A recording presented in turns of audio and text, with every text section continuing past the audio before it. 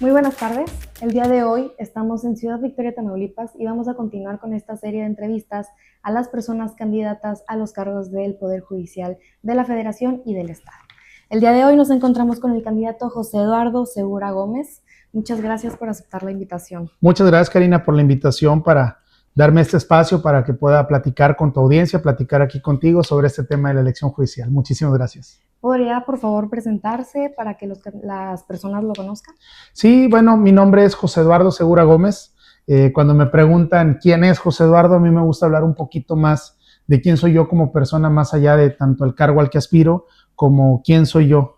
Soy un jicotenquense, soy oriundo de Jicotenca, Tamaulipas, hijo de padres maestros. Mis papás fueron maestros, ya ahorita están jubilados. Soy licenciado en Derecho, egresado de la Universidad Autónoma de Tamaulipas. Egresé de ahí con mención honorífica por mi promedio académico y las actividades académicas en las que participé. Tengo un posgrado en la Universidad de La Salle en la maestría de Derecho Procesal Penal y Oral y cursé el curso básico Estudios de Especialidad de Formación y Preparación de Secretarios del Poder Judicial de la Federación, el cual también terminé con un promedio de 9.8 y en el examen final un promedio de 10. Soy un tamaulipeco comprometido con la sociedad. Me gusta mucho mi trabajo, me apasiona. De mis papás aprendí esta vocación de servicio. Ellos como maestros pues entregaron su vida completamente a la niñez, a la juventud. Y pues bueno, de ellos aprendí la vocación de servir a los demás. Me gusta decirle a la gente que soy un amigo, que me tiene un amigo. Me gusta ser muy transparente, muy abierto a conocer a las personas y que puedan conocer un poquito más de mí. ¿Cuál es el cargo para el que está aspirando? Yo ahorita estoy aspirando al cargo de juez de distrito en materia mixta del 19º circuito. Existen muchas dudas porque en los recorridos que he estado haciendo a lo largo de este mes de campaña, un poquito más que llevamos, mucha gente me pregunta, ¿qué hace un juez? ¿Qué es el juez de distrito? ¿Qué es el juez federal? ¿Cuál es la diferencia? Muchos me dicen, oiga, es que hace rato vino un candidato que dice que es juez del Fuero Común y usted es federal, ¿cuál es la diferencia? Sobre eso me gusta explicarle a la gente en términos muy sencillos, porque bueno, como abogado a veces uno tiene este conocimiento muy técnico, muy enredado, pero la forma más sencilla que yo tengo que explicarla es la siguiente. Los jueces del fuero común por lo general resuelven las controversias que existen o los problemas que hay entre dos personas. Estas personas se entiende que están en un plano horizontal, ¿sí? Esta es una persona que agrede a esta otra persona, por ejemplo, y va un juez que va a decidir esa controversia. X persona le debe dinero a Y persona, hay un pagaré de por medio y van ante un juzgado mercantil pues a resolver esta controversia. Pero el juzgado, esos son los juzgadores del fuero común. Okay. Pero el juzgado federal tiene esta característica que no juzga a las personas, mientras el del fuero común juzga a las personas, su labor es importantísima en la sociedad. El juzgador federal se encarga de juzgar a las autoridades.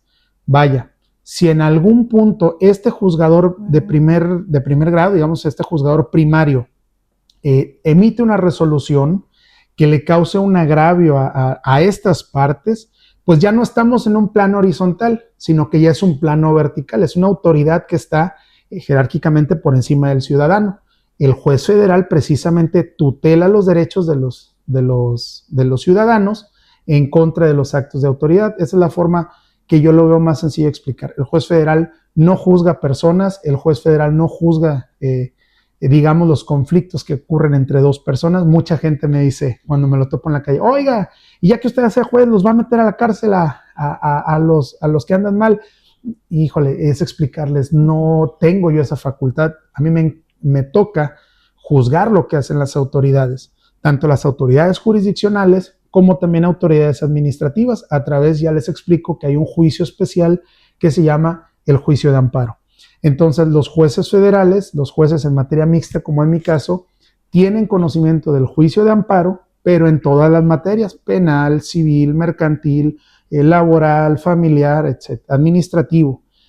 Entonces, esa es la pequeña diferencia que hago. Yo estoy concursando para ser juez de distrito. Los jueces de distrito protegemos, lo repito, a los ciudadanos en contra de los actos o también de las omisiones que hacen las autoridades en el ámbito de sus competencias. ¿Qué municipios abarca su jurisdicción? Son 20 municipios para efectos de la votación.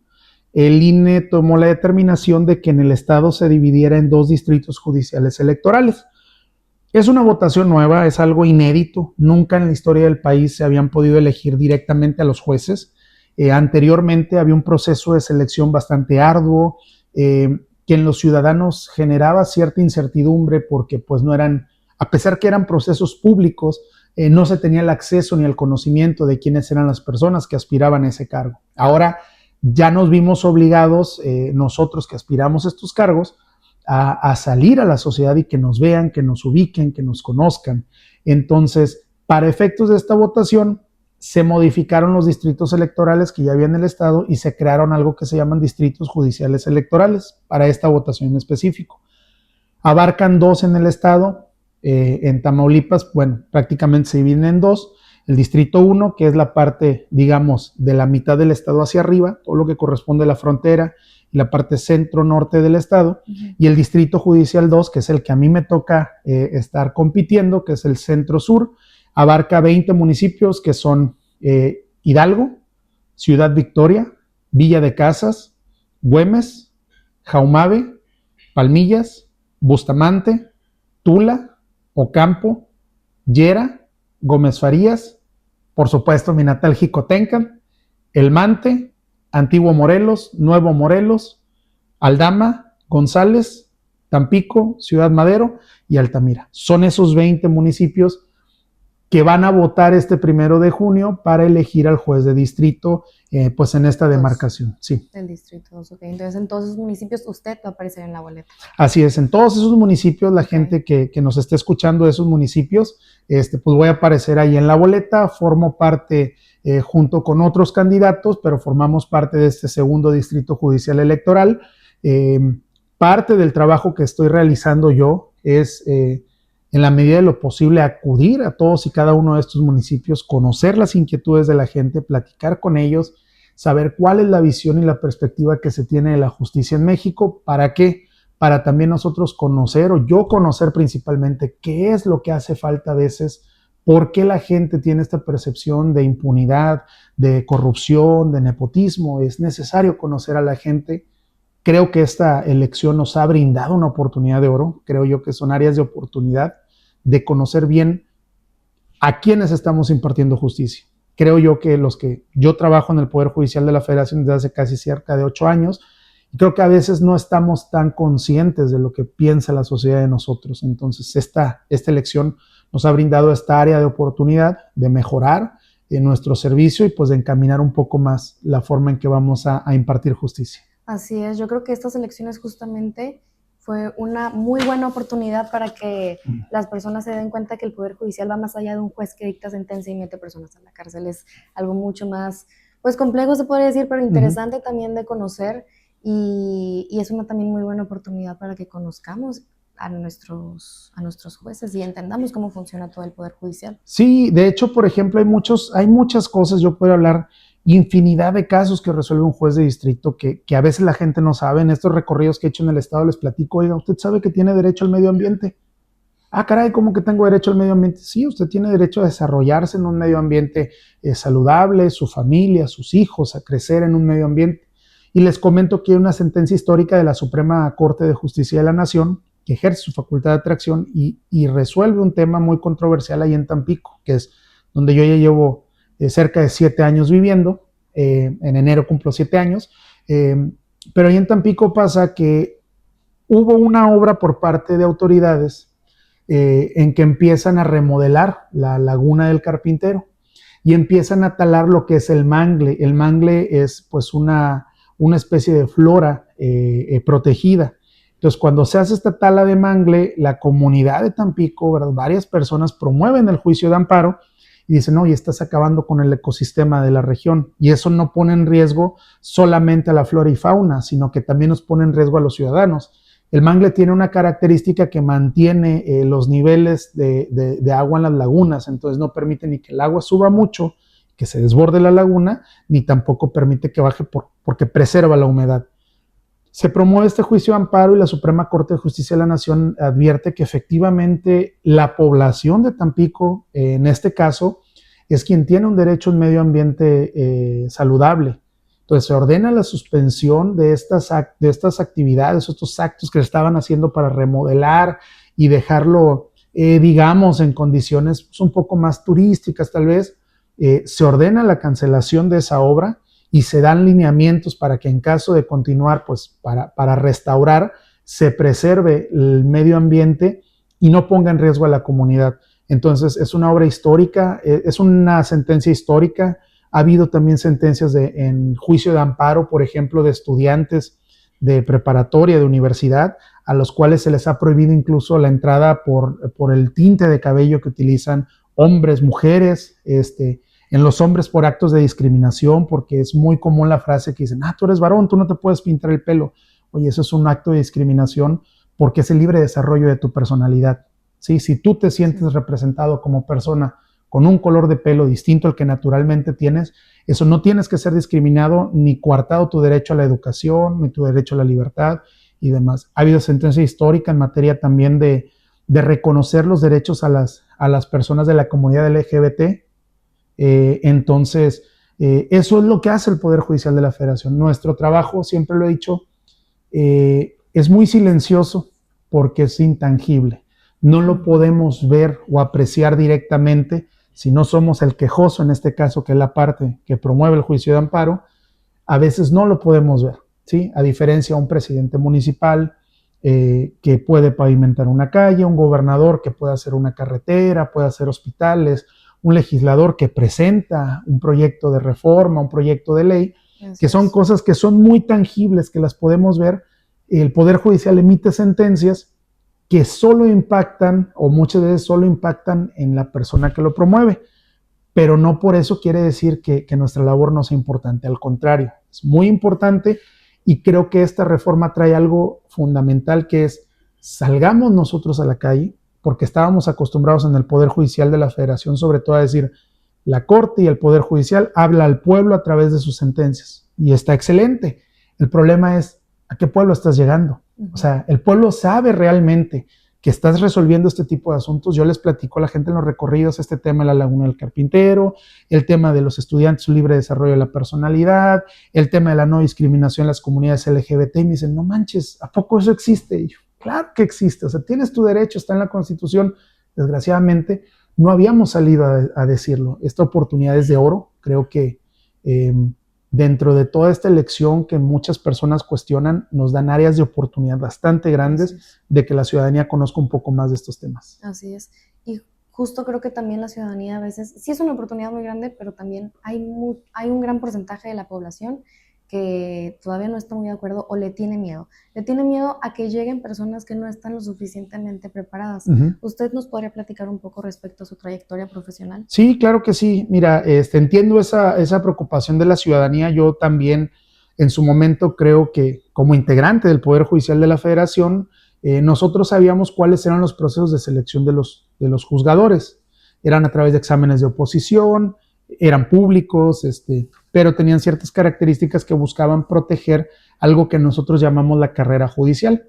¿Por qué te comento la carrera judicial? Porque dentro de mi experiencia profesional dentro del Poder Judicial, yo he seguido esta carrera judicial. Cuando yo egresé de la Facultad de Derecho, yo empecé a trabajar de meritorio en un tribunal del Fuero Común. Pues es de meritorio, vas, brindas un servicio, si se abre una oportunidad te toman en cuenta. Entonces ahora sí que el día de mi graduación, yo siempre lo he dicho, yo me gradué y ese día se acaba la fiesta, el evento a las 12 del mediodía, y a las 12 del mediodía, a las 12 de la medianoche, y todos dicen de que, oye, está el salón para ir al after, a la fiesta. Pues tenía 21 años, ¿no? Y yo les digo, bueno, hasta aquí llego yo porque mañana tengo trabajo. Entonces, he trabajado desde que estaba estudiando, después entré a trabajar en la Fiscalía General del Estado, ahí me desempeñé como auxiliar del Ministerio Público y estuve ostentando varios cargos en la investigación directamente, me involucro en estos temas de seguridad, ¿verdad? Que es la Fiscalía. Estuve cerca de 2 años y medio, casi 3, pero había algo que a mí me movía y yo decía, no es aquí. O sea, era un trabajo que me motivaba, podía lograr muchas cosas, sé que ayudaba a muchas personas en la investigación de delitos, esclarecer hechos, pero yo decía, me estoy quedando corto, yo decía, quiero algo más, o sea, quiero aportar algo más, no desde esta trinchera, sé que hay algo más. Me inscribo a un examen del Poder Judicial de la Federación. Me acuerdo que fuimos a presentar 86 personas y cuando llegamos al examen, yo iba de externo, o sea, yo no estaba en el Poder, yo venía en la Fiscalía.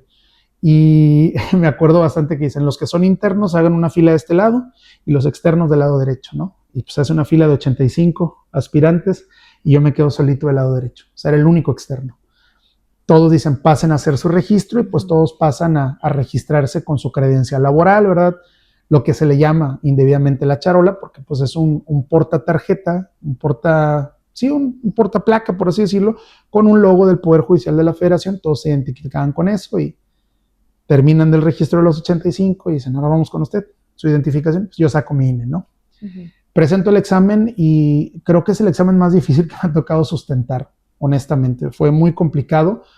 Y me acuerdo que dije, cuando iba a entregar el examen, persiné el examen, soy creyente, soy muy creyente de Dios. Dije, Señor, si este es el lugar para mí, confío en que vas a brindarme el conocimiento y voy a pasar. Paso ese examen, de hecho solo pasamos 6 personas de los 86.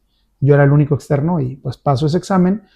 Y cuando veo la lista de resultados me acuerdo de la promesa que hice y dije, más claro no me lo pusiste, Señor. Al día siguiente me presenté en la Fiscalía, renuncié. Y me fui a buscar la oportunidad por todos lados. Me fui a Monterrey, estuve buscando ya oportunidad. Aquí también, pues a veces se limitan estas oportunidades de trabajo. Es un lugar que tiene una alta exigencia y tiene muchos aspirantes. Empecé a trabajar el puesto se llama auxiliar de servicios generales, que se le conoce como intendente, como conserje, ¿verdad? Entonces yo empecé ahora sí que barriendo, trapeando los privados de los jueces.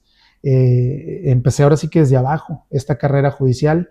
También tuve nombramientos como oficial judicial, que ahí es donde empieza la carrera judicial. O sea, yo no solo me aventé toda la carrera judicial, sino que vengo desde antes de la carrera judicial, como auxiliar de servicios generales. Empiezo de oficial judicial en el segundo tribunal colegiado en materia penal en Monterrey. Después estuve en el cuarto tribunal unitario ahí mismo en Monterrey, en el Centro de Justicia de Cadereyta, también en Nuevo León. De ahí estuve en Reynosa, en el sexto tribunal unitario. Después de eso estuve en el séptimo tribunal unitario en Tampico. Y de ahí pues he estado escalando. Ahí en Tampico curso esa especialidad de secretario. Para ser secretario en el Poder Judicial de la Federación no basta que te nombren, o sea, tienes que tener un examen de oposición que te sustente, que tienes el conocimiento. Curso todo un año, es 2 horas diarias durante todo un año, de enero a diciembre. Ya cuando acabo este curso, pues bueno, ya puedo seguir escalando. Me dan una oportunidad de actuario judicial, después de otro puesto que se llama coordinador técnico administrativo, y por último ya se me da la oportunidad de secretario de tribunal, que es el cargo que actualmente tengo. Ya como secretario de tribunal, pues es la responsabilidad de elaborar los proyectos de sentencia, que obviamente el titular va a revisar, va a analizar, va a proponer el sentido, y ya es lo que se termina realizando en una sentencia. Entonces tengo esta experiencia ya dentro del Poder Judicial de la Federación, son casi 8 años los que tengo, pero como abogado y desde la Fiscalía yo tengo más de 10 años de experiencia en materia jurisdiccional, o sea, tanto en la Procuración de Justicia como también acá en el Poder Judicial de la Federación. Okay. Y dentro de toda esta trayectoria, ¿nos podrá comentar de algún caso que se haya presentado que haya sido un reto para usted, pero al mismo tiempo le haya traído una satisfacción, una gran satisfacción profesional? Ha habido muchos, honestamente, ha habido muchísimos asuntos que representan un reto. Yo siempre lo he dicho, cada asunto tiene su peculiaridad. Yo me gusta usar palabras muy coloquiales. He tenido la oportunidad de trabajar con muchos compañeros que también van empezando su carrera judicial. Me recuerdan yo también cuando yo empecé la mía, y siempre les platico y los trato de aconsejar y les digo, cada asunto tiene su carnita, es la forma en que yo lo digo. Hagan de cuenta que esto es como cuando comes, ¿verdad? Hay muchos ingredientes, digo, pero el asunto tiene su carnita, es lo medular. Sí. Encontrar esa carnita es lo difícil, o sea, eso es lo complicado, y ahí hay un reto. Hay asuntos que ves así, ¿no? Tomos, me acuerdo mucho. Tuve un asunto que eran 16 tomos, así grandototes. Y, ay, caray, pues bueno, vamos. Dije, eso es un reto, lo voy a agarrar. y lo agarro y veo la presentación de la demanda, está fuera de tiempo, ¿no? Pues bien fácil, extemporáneo. Y luego te agarras unos así chiquititos que dices, ay, este lo voy a sacar en un ratito. No, son unas arañotas que se te avientan. Hay uno en particular que a mí me marcó, yo creo que eso fue lo que marcó por completo mi experiencia como juzgador o como impartidor de justicia. En el caso de que una señora fallece su esposo, demanda ante el IMSS la pensión por viudez y el IMSS se la niega. Y va ante la Junta de Conciliación y de Arbitraje y le niegan también el derecho a la pensión por viudez. Entonces, cuando llega este asunto al tribunal donde yo trabajo, en amparo directo, yo empiezo a analizar el asunto y en el derecho, o sea, en el trámite que nosotros tenemos que advertir si hay violaciones procesales. Estas violaciones procesales es cuando la autoridad omitió o no hizo bien algún acto dentro del procedimiento. Entonces tenemos que advertir si estas existen y de oficio ordenar que se reparen, porque pues quien estaba demandando aquí era la señora que le había negado su pensión. Sin embargo, cuando yo veo esta violación procesal, también la Constitución nos dice que existe, que debemos de privilegiar el fondo del problema antes que estas violaciones procesales. ¿Qué quiere decir? Si esa violación procesal puede cambiar el sentido del fallo, pues se debe de conceder el amparo para que se subsane esa violación y resuelva.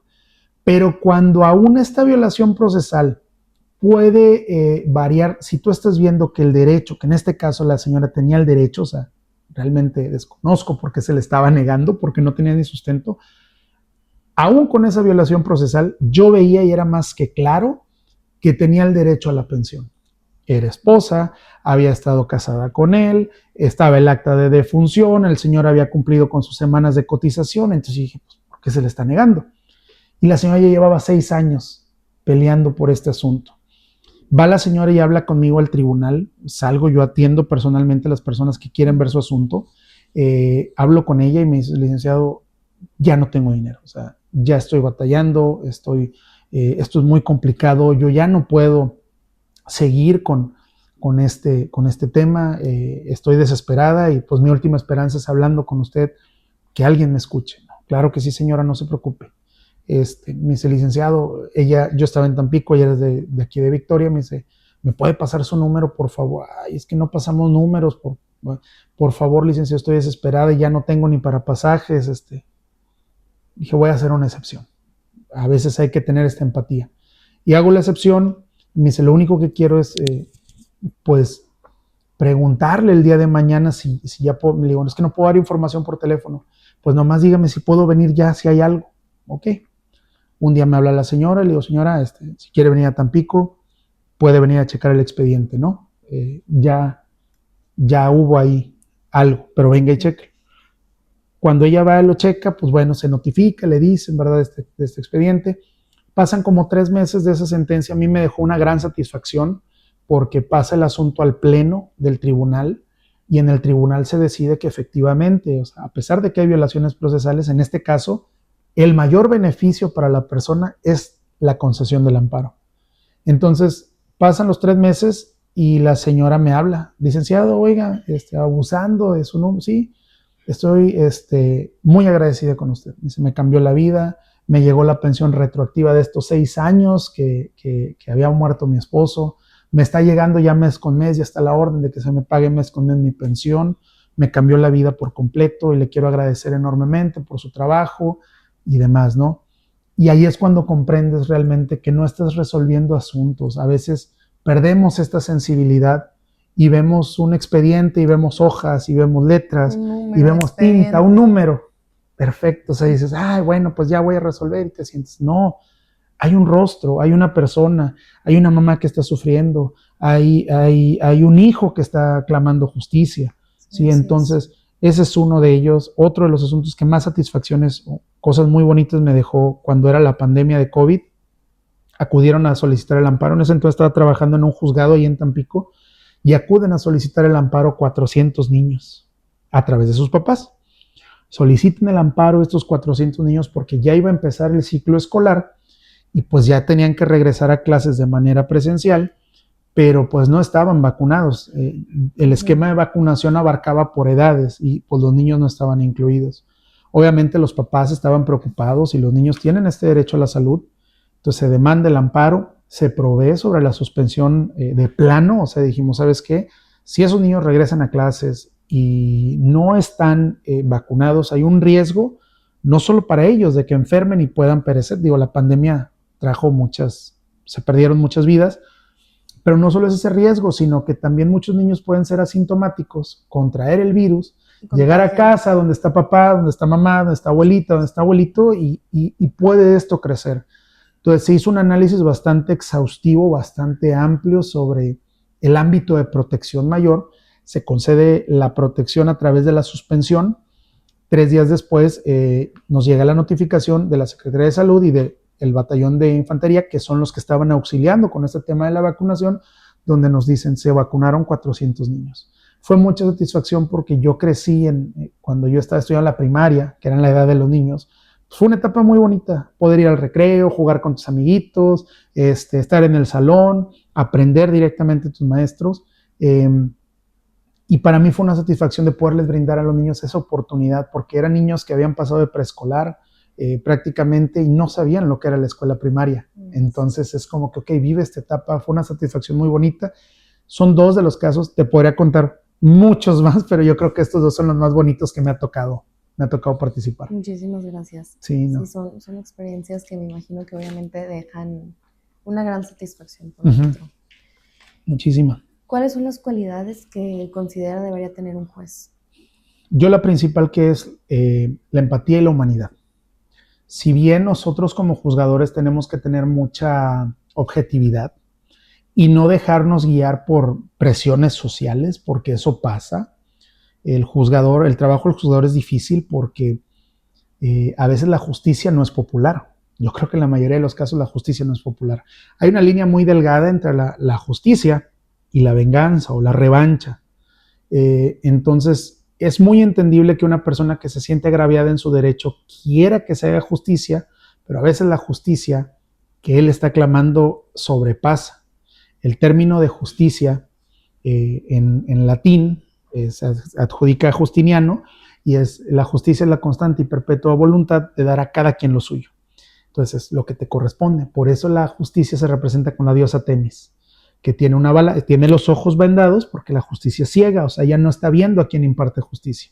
Tiene una balanza en donde se pone qué es lo justo y una vez que esté equilibrada la balanza, tiene la espada porque es con la que ejecuta la sentencia que va a dictar. Me gusta mucho esa figura que representa la justicia. Entonces, ese es el tema, yo creo que es lo principal que debe de tener un juzgador: empatía. No puedes dejarte llevar por temas sociales, porque tienes que resolver justo con esta venda en los ojos, tienes que resolver, pero también tienes que entender que hay una vida detrás de. ¿Sí? No puedes creer o decir, bueno, yo no voy a sucumbir a la presión social y si la ley dice que esto es así a rajatabla y si hay que reponer el procedimiento, reponemos el procedimiento. Hay personas que llevan 6 años batallando con un asunto y les repones el procedimiento y tienen otros 4 años. ¿Sí? Entonces, son eso lo principal, que tiene que tener mucha empatía el juzgador, tiene que tener temple, tiene que saber resistir ante las adversidades. La profesión es complicada, va a haber señalamientos, más ahora en este proceso judicial que va a haber señalamientos directos porque ya nos ven el rostro, ya saben perfectamente quiénes son. Platicaba con la gente en Ocampo, en Mante, en Tampico, en Altamira, y me dicen, es que yo no conozco al juez de distrito, o sea, yo no conozco a la persona que ahorita está ocupando el cargo al que aspiras. Gracias. Digo, pues ahora ya me conoces a mí, dame la oportunidad de ser el juez de distrito. Pero también hay que tener ese temple. Otra de las cosas, dentro de la misma empatía, considero que debe ser el lenguaje coloquial. Como abogados somos muy técnicos, usamos palabras muy rimbombantes, ¿verdad? Muy llamativas, ¿sí? Y creo que debemos de entender que estamos impartiendo justicia a la gente, pero la gente no todos son abogados. Si bien es un abogado el que promueve a veces la demanda, el que está siendo afectado es una persona, y tal vez es un maestro, es un médico, es un arquitecto, es un albañil, es una ama de casa, ¿sí? Es un deportista, que ellos tienen conocimientos técnicos que nosotros no, sí. Pero nosotros tenemos que hacer un lenguaje coloquial. Por eso creo que a veces se da esta perspectiva de que hay corrupción, porque cuando tú haces una sentencia de 350 páginas para decirle a la persona si tiene derecho o no sobre una cuestión, y aparte de esas 350 páginas le estás pegando jurisprudencias y tesis que él no entiende por la complejidad técnica que tiene el asunto y no se las detallas, y aparte utilizas, no, la dogmática jurídica penal establece que temas que van a ser muy complicados de digerir porque no tienen este conocimiento técnico, pues yo creo que por eso dicen, no, pues hubo corrupción. Y nos dicen a los abogados, siempre nos señalan, no, es que los abogados siempre buscan la salida, pero logran lo que quieren. Y no es así. En realidad la justicia, la ley es muy clara. Sobre todo esta reforma constitucional trae la literalidad de la ley, pero si bien la ley es literal, también hay que explicarla, porque no nada más es porque dice aquí que es verde porque es verde. No, es verde, pero ¿por qué es ese color? Hay que explicar un poquito. Yo veo el derecho un poquito como leer la Biblia. Si tú lees la Biblia de manera literal, te da un sentido, la literalidad. Pero también hay una parte filosófica detrás de esta lectura que tú puedes tener que te abre más panoramas a entender la situación. Si tú una sentencia te centras a leerla a cómo es y crees que todos van a entender la manera filosófica en que lo expresas, creo que como juzgador estás fallando y hay que mejorar esa empatía y esa comunicación con la sociedad. Así es. Candidato, pues muchísimas gracias. Muchas gracias por esta entrevista y por el espacio, por su tiempo también. ¿Hay algún mensaje que quiera dejar para las personas que lo están escuchando? Sí, pues mira, primero que nada agradecerte por la invitación. Esto fue por conducto una invitación que se hace para podernos acercar a la gente, hablar con ellos sobre esta reforma. Es algo nuevo, es un proceso inédito.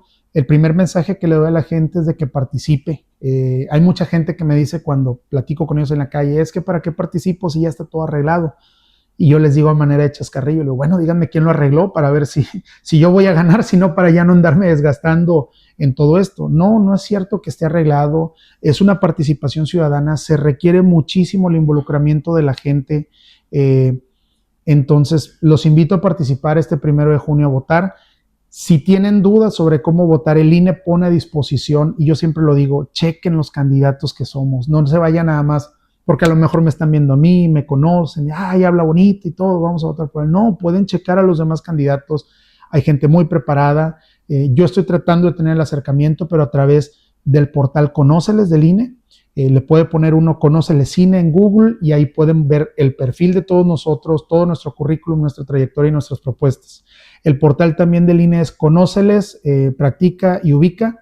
Puedes practicar la forma de votar. Como muchos sabrán, ya en la televisión, cada cargo que se está eligiendo tiene un color azul para ministros, color rosa para magistrados, y en el caso, aprovechando con la audiencia, yo soy de la boleta de color amarillo, en los municipios que ya referí al inicio, los 20 municipios, la boleta de color amarillo. La forma de votar es bien sencilla, yo hasta lo cronometré, te tardas más cepillándote los dientes que votando por un candidato, de verdad. Del lado izquierdo están las candidatas mujeres, del lado derecho están los candidatos hombres. Los hombres tenemos un número, al igual que las mujeres. En mi caso me tocó el número 21. Entonces, para votar en la boleta de color amarillo, que es la de los jueces de distrito, hay un recuadro en color morado y en ese recuadrito morado se pone el número 21. Le digo a la gente, conozcan a los candidatos, conozcan a todas nuestras propuestas, esta cercanía que tenemos, y si tienen dudas, pues yo sí les digo, váyanse a la Segura y voten por José Eduardo Segura. El número 21 en la boleta de color amarillo, este próximo 1 de junio. Participen, porque si queremos hacer un cambio, el cambio se logra con la gente que tiene las ganas de hacer, de accionar, y si se trabaja y se quiere, se puede. Pero si no participa la sociedad, creo que no va a cambiar esta perspectiva de corrupción e impunidad. Hoy, México, me gusta decir que en esta elección del Poder Judicial, el poder está en el pueblo. Y el pueblo es el que pone, y el pueblo también es el que quita. Si no rendimos cuentas claras a los juzgadores que podamos salir electos, entonces los invito a todos los tamaulipecos a que participen no solo en este distrito judicial, sino también en la frontera. Y pues bueno, muchísimas gracias por el espacio, por tu tiempo y por dar esta plática. No, a usted. Los invito también a informarse, a investigar por quiénes van a votar, a conocer los perfiles y a ir a votar este 1 de julio. Aprovechando, digo ahí rápidamente, pues me pueden seguir, aprovecho para... me pueden seguir en mis redes sociales. Estoy en Facebook como José Segura Gómez. Esa es mi página de Facebook. Estoy compartiendo mucha información sobre la votación, sobre los recorridos que estoy haciendo, información relevante de cómo informarse, ubicar sus casillas y poder votar. Y en Instagram lo estoy compartiendo a través de mi cuenta, que es Pepe Segura-oficial. Okay. Son las cuentas donde me pueden seguir y pues para tener más información sobre esta elección. Ok, muchísimas gracias. A ustedes, muchísimas gracias.